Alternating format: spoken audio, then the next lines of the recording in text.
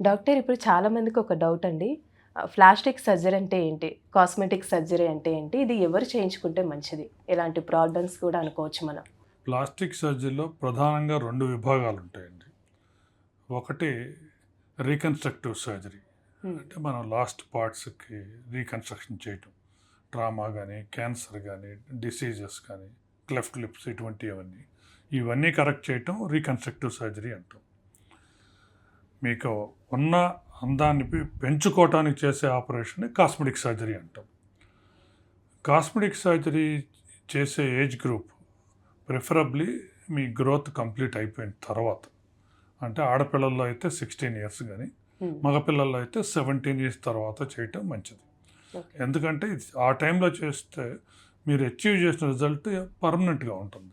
హ్మ్. లేకపోతే గ్రోత్తో పాటు వేరియబిలిటీ అయ్యే అవకాశం ఉంది. అంటే ఒకవేళ ఎమర్జెన్సీ అయితే అప్పుడు చేయాల్సుంటే ఒకవేళ 16 తక్కువ ఉంటే ఏజ్ చేయించుకోవచ్చండి?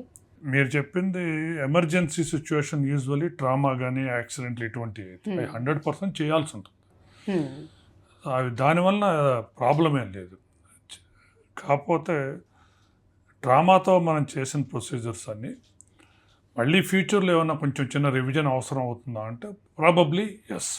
హ్మ్. బట్ సర్జరీ ఆపాల్సిన అవసరం కానీ ఆపగలిగే ఛాన్స్ కానీ ఉండదు ఆ టైంలో. అంటే ఇప్పుడు చాలా వరకు ఎక్కువగా ఫేస్ మీదే ఇంట్రెస్ట్ చూపిస్తూ ఉంటారు సార్. ఒకవేళ నోస్ బాలేపోయినా, లిప్స్ ప్రతి ఒక్క పార్ట్ అనుకోవచ్చు ఫేస్ మీద.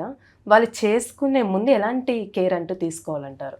ఫస్ట్ ఒక ప్రాపర్గా qualified experienced plastic surgeon consult చేయడం అనేది ఫస్ట్ స్టెప్ అండి. హ్మ్. ఎందుకంటే చాలాసార్లు వాళ్ళు అనుకునే రిజల్ట్ కనుక ఫీజిబుల్ అయితే మీ సర్జన్ ఎక్స్ప్లెయిన్ చేస్తారు. హ్మ్. ఎట్లా చేయాలి, ఎంతవరకు రిజల్ట్ వస్తుంది, మీరు అనుకున్న లెవెల్కి రీచ్ అవ్వగలమా లేదా అని. సపోజ్ వీటన్నిటికీ ఎస్ అని ఉంటే ఇక మ్యూచువల్లీ కన్వీనియంట్ టైంలో సర్జరీ ప్లాన్ చేసుకోవచ్చు. డయాబెటిస్ ఉన్న వాళ్ళకి గూడా సర్జరీ చేయించుకోవచ్చంటారా? ఎందుకంటే వాళ్ళకి ఏదైనా చేస్తే తొందరగా హీల్ అవ్వదని అంటూ ఉంటారు కదా! సో, వాళ్ళు గూడా చేయించుకోవచ్చండి?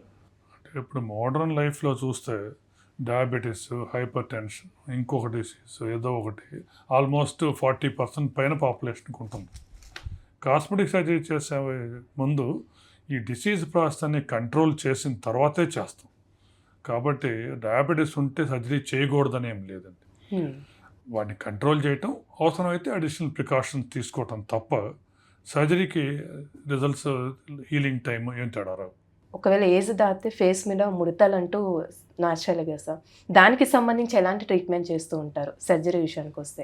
అంటే వాటిని 2గా విడదీయొచ్చండి. ఒకటి ఎర్లీ ఏజింగ్ అనేది, సెకండ్ అడ్వాన్స్డ్ ఏజింగ్. హ్మ్. ఎర్లీ ఏజింగ్ అంటే కామన్గా కనపడేది మీకు ఈ ఏరియాలో ఫోల్డ్స్ డీపెన్ అవ్వటము, ఐ కింద హాలోస్ డీపెన్ అవ్వటము, కొంచెం జౌల్స్ అనేవి రావటం ఉంటాయి. వాటికి స్ట్రైట్ అవే సర్జరీ చేయాలని అవసరం లేదు.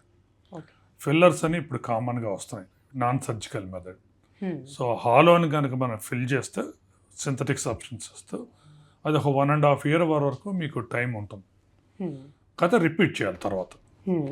ఇక నెక్స్ట్ అడ్వాన్స్ ఏజింగ్ కనుక వెళ్తే ఇక అంత సాగ్గా వచ్చి బాగా రింకిల్స్ వచ్చిన తర్వాత నాన్ సర్జికల్ మెథడ్స్ పనిచేయవు. హ్మ్. అప్పుడు కంపల్సరీగా సర్జరీతోనే లిఫ్ట్ చేయాలి. ఫేస్ లిఫ్ట్ కానీ, నెక్ లిఫ్ట్ అని, బ్రో లిఫ్ట్, ఇట్లా ఏదో ఒకటి చేయాల్సి ఉంటుంది. ఈ రెండింటికి మధ్యలో కొద్దిమందికి ఎర్లీ సాగింగ్ ఉంటుంది, మరీ ఎర్లీ ఏజింగ్ గానే ఉంది, ఇంటర్మీడియట్ పీపుల్ అనుకోండి.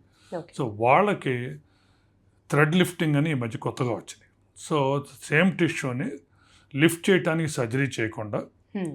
ఫిల్లర్తో సరిపోదు. ఈ రెండింటి మధ్యలో ఆ కాంబినేషన్, కొంచెం ఫిల్లర్, కొంచెం సస్పెన్షన్ విత్ థ్రెడ్స్, అవి కనుక చేస్తే సర్జరీ అవసరం లేకుండా మేనేజ్ చేయొచ్చు.